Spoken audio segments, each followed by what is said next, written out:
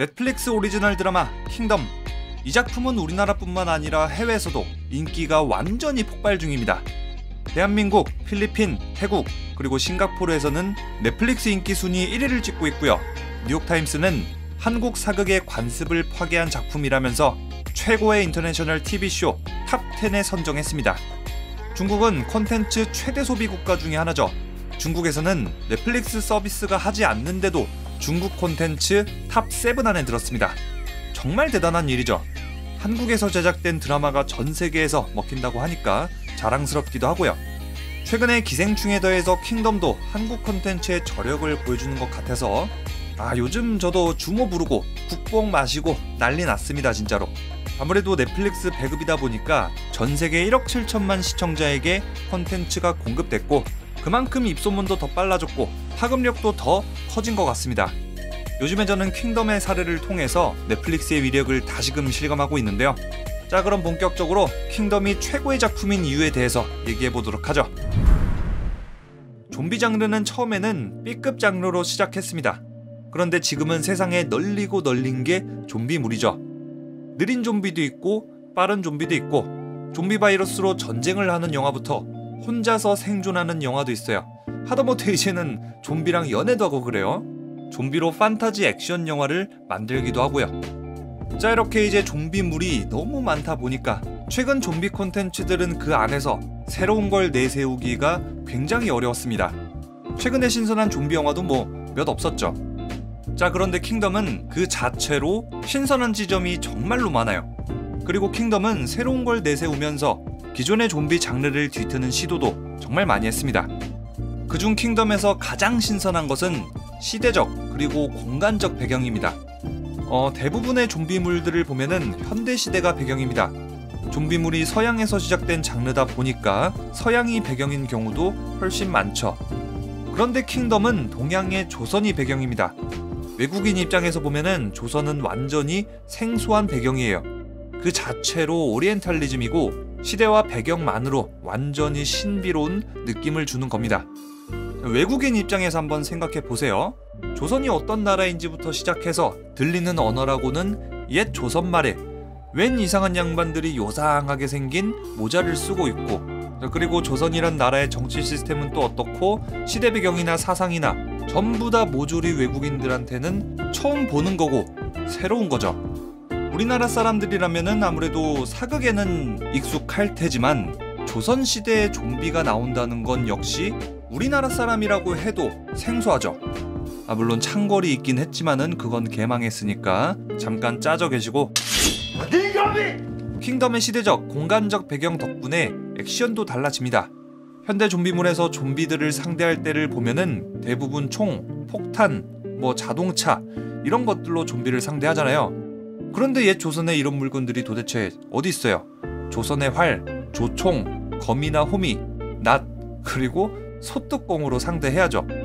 흔치 않은 생소한 무기로 좀비를 상대하다 보니까 액션은 당연히 새로울 수밖에요. 그리고 킹덤 제작진이 소품 액션 고민을 정말 많이 했구나 느꼈던 게 바로 이 장면이거든요. 조선의 죄수가 목에 차는 칼인데 이게 2인용짜리예요. 이때 둘 중 하나만 좀비가 되면 어떻게 될까? 이거를 상상한 다음에 정말 잘 풀어냈고요. 소뚜껑 액션도 정말 신선했죠. 좀비 장르의 가장 큰 특징 중 하나는 이겁니다. 겉으로는 그냥 좀비가 나오는 공포 장르지만은 좀비 사태를 이용해서 사회 비판적인 메시지를 전달하는 목적이 더 크다는 거죠.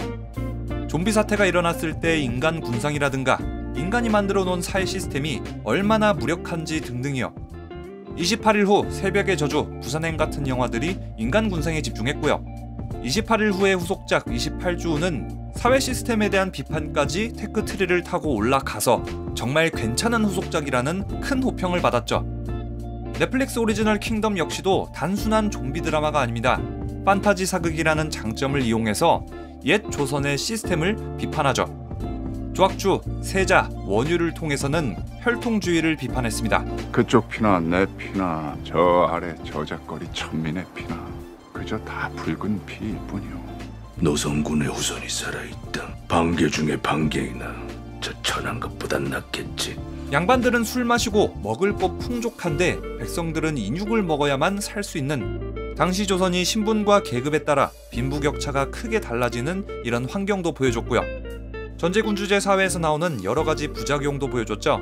왕을 꼭두각시로 만들면은 그 신하가 권력을 차지한다든가, 왕권이 약해질수록 서로 간의 권력 암투가 심해진다는 것도 보여줬고요. 특히나 이씨 가문 그리고 조씨 가문의 권력 암투를 집중적으로 조명했습니다. 세자는 왕권을 잡으려고 역모를 주도하고, 조씨 가문은 어떻게든 왕의 아들 낳고 세자를 족치려고 하고, 계비조 씨는 자기가 조선에 짱 먹으려고 하고, 이런 이야기들이요. 좀비가 나오는 조선판 왕좌의 게임, 킹덤에 주로 따라오는 이런 평들만 봐도 킹덤이 주로 권력 싸움에 집중했고, 그 전략이 먹혔다는 거를 킹덤을 안 봐도 짐작할 수 있겠죠.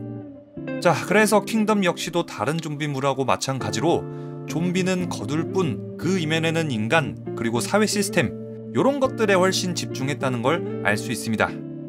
만약에 킹덤이 그냥 좀비 썰어제 끼는 단순한 오락 영화다, 이랬으면 킹덤이 지금 이 정도까지 호평받을 일은 단언컨대 절대 없었을 겁니다. 킹덤의 캐릭터가 입체적이라는 거는 진짜로 킹덤 최고 장점 중에 하나입니다. 특정 캐릭터가 앞으로 어떻게 될지 모른다는 게 너무 매력적이죠. 7년 동안 존버에서 떡상한 범파를 보면은 그냥 모자라지만 착한 형, 맨날 호들갑만 떨고 능력은 없었는데 후반부에 가면은 능력도 있고 용기도 생겼고 경험도 쌓았습니다. 이 범팔이 왕을 보좌할 때는 정말 늠름해 보였죠. 그리고 영신을 만났을 때는 예전에 그 철없던 모습이 또 그대로 나옵니다. 그래서 더 매력적인 거죠. 세자로 말할 것 같으면은 세자는 선민 사상이 있었고 혈통주의도 있었고 종묘사직을 따랐습니다. 그런데 실제로 백성들이 얼마나 고통받는지를 보고서는, 그리고 좀비 사태를 겪으면서는 계속해서 성장했죠. 당숙을 만난 이후부터는 혈통주의도 버리고 선민 사상도 버렸죠.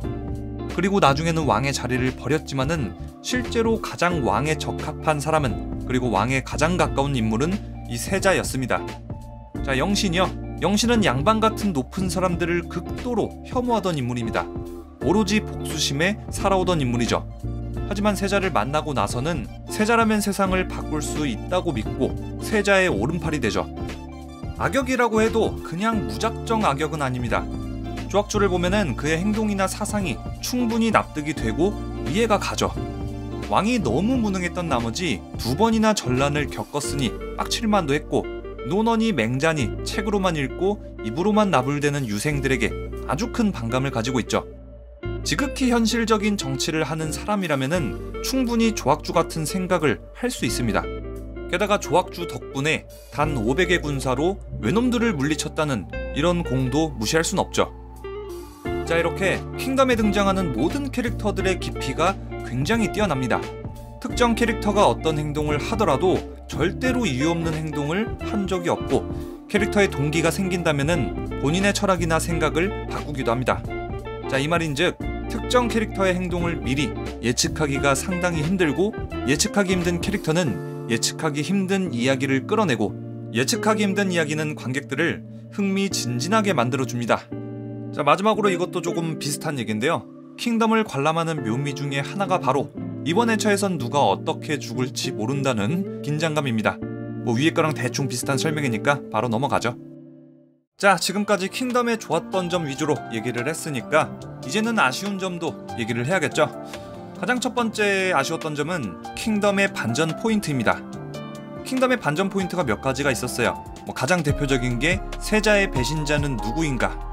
그런데 사실은 이건 누구나 다 알아챌 수 있을 정도로 허술해가지고 반전의 큰 재미는 없었습니다.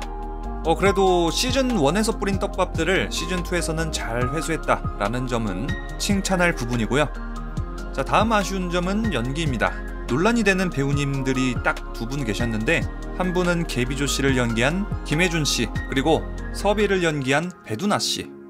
계비조 씨의 시즌1 때 연기는 좀 그래서 시즌2 때 어떻게 바뀌었나, 그거를 제가 중심으로 시즌2를 봤었는데, 도대체 그 사이에 연기를 얼마나 갈고 닦은 건지 정말 너무 좋아졌더라고요. 이제 더 이상 김혜준 씨의 연기 논란은 없을 것 같아요. 그런 논란 자체도 이제 싹 사라졌죠. 제 채널에도 이런 댓글이 달릴 정도니까 뭐 말 다 했죠. 반면에 아직 그 배두나 씨는 다음 시즌에 빨리 사극 연기에 적응을 하셔야 될 것 같아요. 자, 다음 아쉬운 점은 킹덤의 극전개 속도입니다. 그게 전개가 상당히 빠르죠. 질질 끄는 거 없이 시원시원하고 떡밥 나오면은 조만간 풀리고, 게다가 한 개 시즌을 한꺼번에 공개를 하다 보니까 궁금하면 그냥 다음 회차 보면 돼요. 넷플릭스니까. 하지만 빠른 전개는 킹덤의 큰 장점이기도 하지만은 이게 또 단점으로 작용하기도 해요. 양날의 검인 셈이죠. 킹덤 시리즈는 이 거대한 서사를 단 6부로 끝내기에는 빨라도 너무 빨라요. 사실 시즌 1에서는 이런 단점이 크게 부각되지는 않았었는데 시즌 2에 와서는 조금 두드러졌죠. 세자가 왕위를 포기하고 무영의 아들한테 왕자를 넘겼을 때 그런 세자의 행동이 도저히 이해되지 않는다고 시청자들은 말하고 있죠. 하지만 세자는 지금까지 권력 싸움을 하면서, 그리고 어려운 민초들의 삶을 직접 보고 겪으면서 자신들의 백성이 잘못된 리더 하나 때문에 죽어가는 걸 보면서 생각이 바뀐 건 맞아요. 하지만은 세자가 당숙을 만나서 나눈 대화가 가장 핵심이 되는 부분이잖아요. 세자는 이때 큰 깨달음을 얻습니다. 하지만 이 장면은 단 3분에 불과해요. 세자의 가치관이 어떻게 바뀌었는지를 조금 더 세심하게 표현하려면은 시간이 더 필요했을 텐데 아쉽게도 러닝타임 때문에 그걸 빠르게 넘긴 것 같습니다. 그리고 세자가 갑자기 죽어가는 무영을 만난 것도 급작스러운 전개고, 세자가 궁궐을 점령하는 그 과정 역시 굉장히 빠르죠. 생략된 것도 많고요. 제가 봤을 때는 딱 1회차분 정도만 더 있었으면은 충분히 납득할 만한 수준으로 관객들을 이해시킬 수 있었을 거예요. 제가 봤을 때 2회차분 정도가 베스트인 것 같고요. 그래서 만약에 가능하다면은 7회 혹은 8회차 분량으로 시즌3를 내놓으면 어떨까 하는 바람이 있습니다. 자, 이렇게 넷플릭스 오리지널 드라마 킹덤이었습니다. 제가 살다 한국 드라마를 빨아줄 날이 올 줄은 꿈에도 생각 못했습니다. 그만큼 완성도가 뛰어나고요. 쓸데없는 개그씬이나 러브씬 이런 거 뺀 거는 너무 좋았습니다. 그리고 잔인해서 더 좋고요. 의상이나 배경, 소품 이런 예술 쪽도 저는 전체적으로 다 좋았고, 액션 연출도 다 좋았습니다. 한국 좀비물 중에 2개만 꼽자면은 킹덤 그리고 부산행을 꼽겠고요. 창궐은 낄끼빠빠 해야죠. 짜져 계시고, 넷플릭스 오리지널 킹덤 이제서야 챕터 1이 끝난 기분입니다. 시즌 3에서는 세계관이 훨씬 넓어진다고 하고 주제는 한이라고 합니다. 킹덤 시즌 3가 제작 확정이 되지는 않았지만 꼭 제작이 돼서 대성공하길 바라고요. 앞으로도 한국 영화, 드라마, 배우들과 제작진의 역량이 해외로 널리 알려지길 바랍니다. 그럼 지금까지 리뷰영이었습니다.